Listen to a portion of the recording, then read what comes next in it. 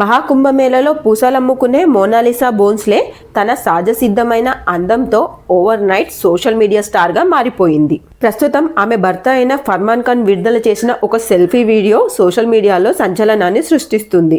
తన భార్య మోనాలిసా కనిపించడం లేదంటూ ఫర్మాన్ ఖాన్ ఈ వీడియోలో పేర్కొన్నారు. రాజస్థాన్లోని అజ్మేర్ పర్యటనకు వెళ్లిన సమయంలో ఆమె అదృశ్యమైందని, అప్పటి నుండి ఆమె ఎక్కడుందో తెలియడం లేదని ఆయన ఈ వీడియోలో వెల్లడించారు. అయితే మోనాలిసా అదృశ్యం వెనుక ఉన్న కారణాలు ఇంకా తెలియరాలేదు.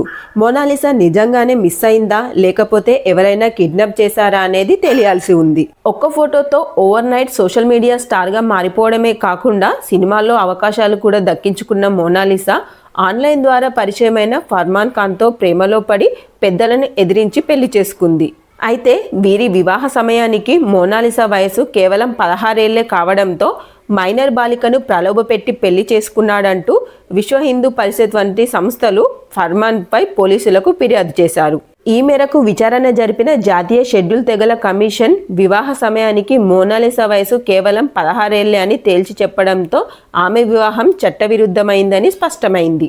ఇక మైనర్ బాలికను వివాహం చేసుకున్నందుకు గాను చట్ట ప్రకారం ఫర్మాన్ ఖాన్పై మధ్యప్రదేశ్ పోలీసులు ఫోక్సో చట్టం కింద కేసు నమోదు చేశారు. ఒకవైపు పోలీసుల విచారణ, మరోవైపు మైనారిటీ వివాదం నడుస్తుండగానే మోనాలిసా కనిపించకుండా పోవడం ఎన్నో అనుమానాలకు దారితీస్తుంది.